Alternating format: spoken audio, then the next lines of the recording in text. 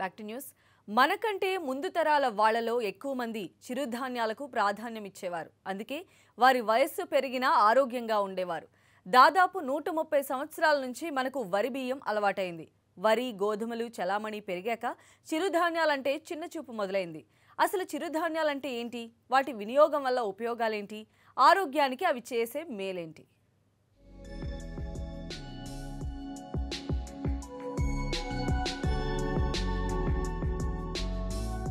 Fast food యుగంలో చిరుధాన్యాలు మార్కెట్లో దూసుకెళ్తున్నాయి. నగరంలో చాలా మంది వీటిని ఆశ్రయిస్తున్నారు, ఆహారంగా ఆస్వాదిస్తున్నారు. ఘుమఘుమలాడే వంటకాలకు, బిర్యానీ లాంటి ఆహారాన్ని ఆస్వాదించిన వారు కాస్త ఇప్పుడు పాత ఆహారపు అలవాట్ల వైపు మొగ్గు చూపిస్తున్నారు.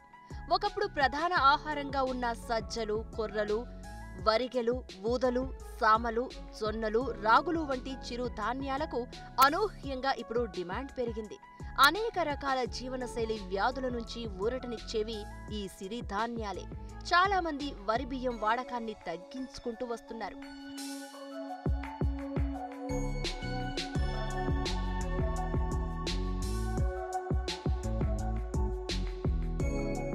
ఒకప్పుడు బియ్యం, గోధుమలు అరుదైన పంటలుగా ఉండేవి. చిరుధాన్యాలే ఎక్కువగా వినియోగంలో ఉండేవి. రాను రాను బియ్యం, గోధుమల వాడకం పెరగడంతో చిరుధాన్యాలంటే మనుషులు తినేవి కావనే స్థితికి చేరిపోయాయి. అప్పటి నుంచి ఆరోగ్య సమస్యలు కూడా పెరుగుతూ వస్తున్నాయి. వాతావరణంలో వచ్చే ప్రతి చిన్న మార్పులకు ఇప్పుడు ఆరోగ్య సమస్యలు వస్తూనే ఉన్నాయి. చిరుధాన్యాల వినియోగం ఎక్కువగా ఉన్నప్పుడు ఇలాంటి పరిస్థితులు లేవు. ఆరోగ్యం నిలకడగా ఉండేది. ఇప్పుడు పదే పదే ఆసుపత్రుల వెంట పరుగులు తీయాల్సి వస్తోంది.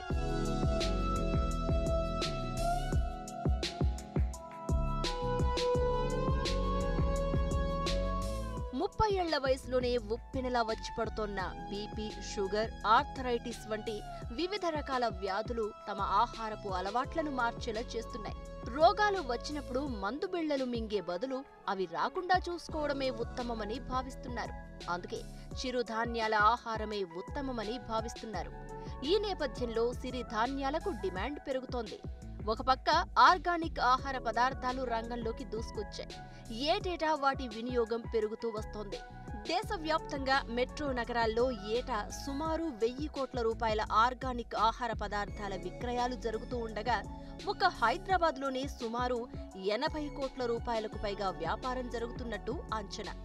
నగర జీవనంలో పెరుగుతున్న ఒత్తిళ్లు, రకరకాల అనారోగ్య సమస్యల నుంచి శాశ్వత విముక్తి పొందాలంటే పిండి పదార్థాలు అధికంగా ఉండే బియ్యం కంటే పోషక విలువలు, పీచు పదార్థాలు సమృద్ధిగా ఉండే చిరుధాన్యాలే ఆహారంలో భాగం చేసుకుంటున్నారు.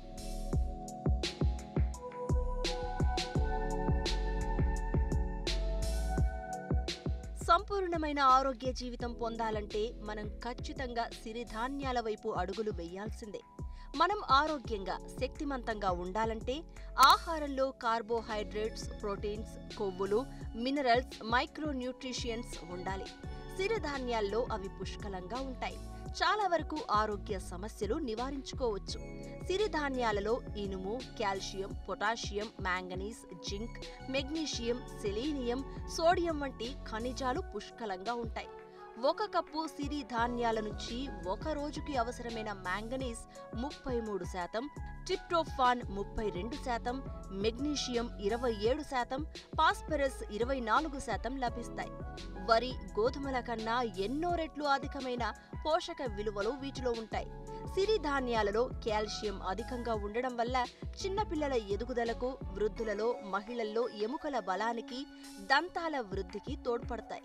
పీచు పదార్థం ఎక్కువగా ఉండడం వల్ల ఆహారం జీర్ణమై ఆహారంలో చక్కెర నిల్వలు నెమ్మదిగా విడుదలవుతాయి. కాబట్టి మధుమేహ రోగులకు ఇవి మంచి ఆహారం.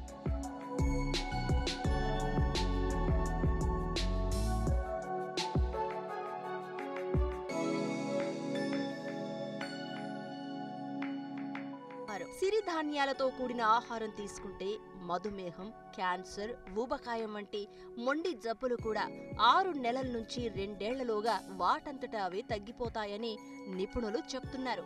సిరిధాన్యాల్లో పీచు ఎక్కువ కాబట్టి కనీసం 2 గంటలు నానబెట్టి వండుకుని తినాలి. గ్లూటెన్ ఒక జిగురు ప్రోటీన్. గోధుమ, మైదాల్లో ఇది అధికంగా ఉంటుంది. దీనిని అధికంగా తీసుకోవడం వల్ల అజీర్ణం, గ్యాస్ట్రిక్ సమస్యలు, కీళ్లవాతం, ఎసిడిటీ, మలబద్ధకం, అతిసార, చర్మ వ్యాధులు, ఊబకాయం, అల్సర్, మైగ్రేన్ వంటి సమస్యలు వస్తాయి.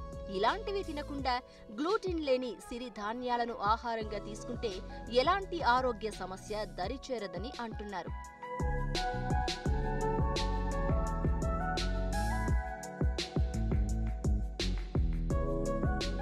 రక్తపీడనం నియంత్రణ కోసం foxtail millet rice, little millet rice, kodo millet rice, barnyard millet rice, brown top millet rice వారంలో ఒక్కో రకం 2 రోజులు తినాలి.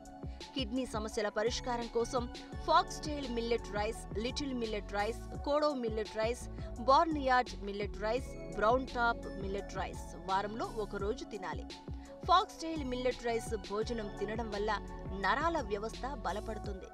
ఏమైనా మానసిక రుగ్మతలు, పార్కిన్సన్, మూర్ఛ వ్యాధులు నయమవుతాయి. కోడో మిల్లెట్ రైస్ భోజనంతో రక్తం శుద్ధి అవుతుంది. అనీమియా వ్యాధి నివారణ సాధ్యమవుతుంది. వ్యాధి నిరోధక శక్తి పెరుగుతుంది. మధుమేహం తగ్గుతుంది. ఇస్నోమియా వ్యాధి నియంత్రణలోకి వస్తుంది. లిటిల్ మిల్లెట్ రైస్ భోజనంతో గర్భాశయ, పీసీఓడి సమస్యలు ఉత్పన్నం కావు. సంతాన సాఫల్యం కలుగుతుంది. బ్రౌన్ టాప్ మిల్లెట్ రైస్ భోజనంతో జీర్ణ వ్యవస్థ మెరుగుపడుతుంది. కీళ్ల వ్యాధులు రావు. హైపర్ టెన్షన్ ని కంట్రోల్ చేసుకోవచ్చు. థైరాయిడ్ సమస్యలు తగ్గుతాయి. కంటి సమస్యలు దరిచేరవు. స్థూలకాయ సమస్యలు పరిష్కారమవుతాయి. చిరుధాన్యాల వినియోగం రోజురోజుకు పెరుగుతోంది. ముఖ్యంగా నగరాల్లో ప్రజలు వీటి వినియోగం ఎక్కువగా ఉంటోంది. అసలు మార్కెట్లో వీటి లభ్యత, డిమాండ్ మేరకు ఉందా? సాగు విధానాలేంటి? ఉత్పత్తి ఎందుకు ఆశించినంతగా జరగటం లేదు? పొరుగు రాష్ట్రాల నుంచి దిగుమతులు చేసుకోవాల్సిన పరిస్థితి ఎందుకు ఉంది? ధరలు పెరగడానికి కారణమేంటి?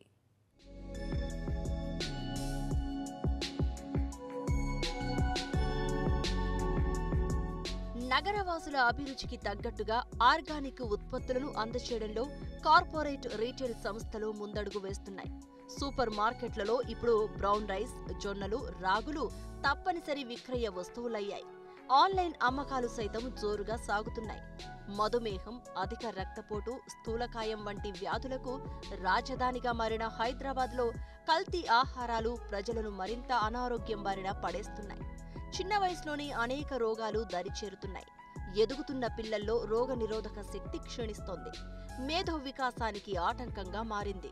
వైద్య నిపుణుల అంచనా మేరకు హైదరాబాద్ నగరంలో సుమారు 20 లక్షల మంది మధుమేహంతో బాధపడుతూ ఉండగా మరో 25 లక్షల మందికి పైగా అధిక రక్తపోటు సమస్యను ఎదుర్కొంటున్నారు.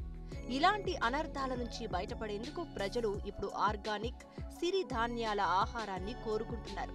ఒకప్పుడు ముడి బియ్యం అన్నం అంటే చాలా మందికి తెలిసేది కాదు.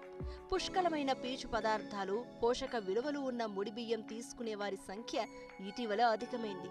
అన్ని ఆహార ఉత్పత్తులు రైతు క్షేత్రాల నుంచి నేరుగా ఇప్పుడు మార్కెట్లోకి వస్తున్నాయి.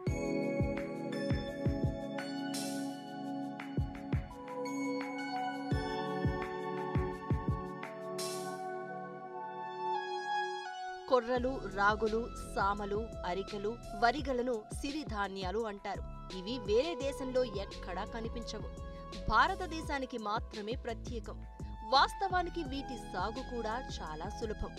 ఇటీవల రాగులు ఎక్కువగా వాడకంలోకి వచ్చాయి. జావా, లడ్డూలు తదితర రూపాల్లో తీసుకుంటున్నారు. దాని తర్వాత కొర్రల వినియోగం పెరిగింది. వినియోగం ఎక్కువ కావడంతో విత్తన ధరలు కూడా పెరిగాయి. గతంలో కిలో 25 నుండి 30 రూపాయల మధ్య ఉండే అండు కొర్రల ధర ఇప్పుడు 100 నుంచి 150 రూపాయలైంది. కొర్ర విత్తనం గతంలో 10 రూపాయలుంటే ఇప్పుడు 30 రూపాయలకు చేరింది. కొన్ని చోట్ల స్వచ్ఛంద సంస్థలు కిలో విత్తనం ఉచితంగా ఇచ్చి పంట వచ్చాక 2-3 కిలోలు తిరిగి తీసుకునేలా ఒప్పందాలు చేసుకుంటున్నాయి. సిరిధాన్యాలను కరువు పంటలంటారు. 1-2 వర్షాలు కురిసినా పంట చేతికొస్తుంది. అండుకొర్రల సాగు పూర్తిగా తగ్గిపోయింది. పచ్చజొన్న కనిపించటం లేదు. ఆంధ్రప్రదేశ్ వ్యాప్తంగా మొత్తం సాగు విస్తీర్ణంలో చూస్తే కరువు పంటల సాగు 3% లోపే ఉంటుంది. ఇందులోనూ ఉత్తరాంధ్ర, అనంతపురం, కర్నూలు, కడప, చిత్తూరు, ప్రకాశం జిల్లాల్లో వీటి సాగు కాస్త ఎక్కువ. అన్నీ కలిపిన 2 లక్షల ఎకరాల లోపే ఈ పంటలన్నీ ఉన్నాయి. చిరుధాన్యాల ఉత్పత్తి పెంచేందుకు ప్రభుత్వం పథకాలు అమల్లోకి తెచ్చినా సాగు నామమాత్రంగానే పెరిగింది.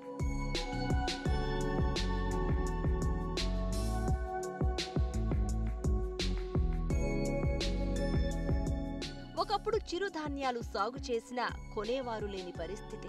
ఇప్పుడు వరి బియ్యం కిలో 50 రూపాయలుంటే చిరుధాన్యాలు అంతకు రెట్టింపు ధర పలుకుతున్నాయి.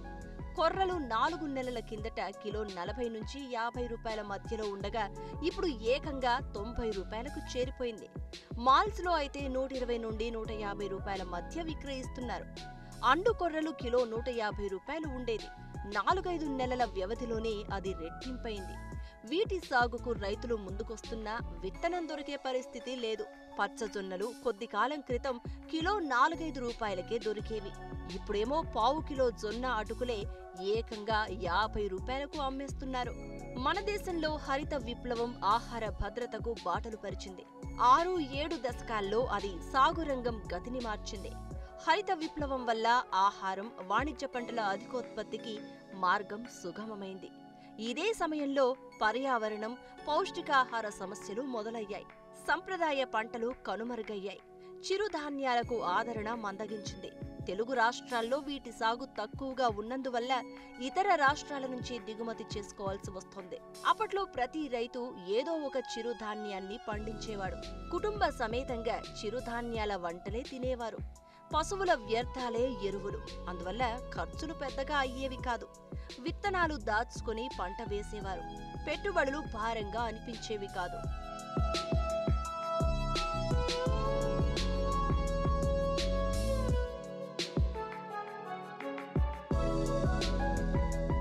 చిరుధాన్యాలకు డిమాండ్ పెరుగుతున్న నేపథ్యంలో ఉత్పత్తి పెంచేందుకు వీలుగా రైతులు పంటలు వేసేలా ప్రభుత్వాలు ప్రోత్సహించాలి. చిరుధాన్యాల విత్తనాలను ఉచితంగా ఇవ్వాలి. ఉత్పత్తి పెంచేందుకు దోహదం చేసేలా పరిశోధనలకు పెద్దపీట వేయాలి. పంటలకు మద్దతు ధర ప్రకటించి ఉచిత బీమా కల్పించాలి. చౌక దుకాణాలు, అంగన్వాడీలు, వసతి గృహాలకు సరఫరా చేయాలని రైతులు కోరుతున్నారు. ఈ చర్యలు తీసుకుంటే పంటల విస్తీర్ణం పెరిగి ఉత్పత్తి ఎక్కువై మార్కెట్లో తక్కువ ధరలకు లభ్యమయ్యే అవకాశాలుంటాయి.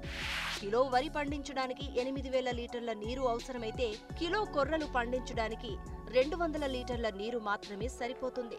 75 రోజుల్లోనే చేతికొచ్చే సిరి ధాన్యాలు చాలా ఉన్నాయి.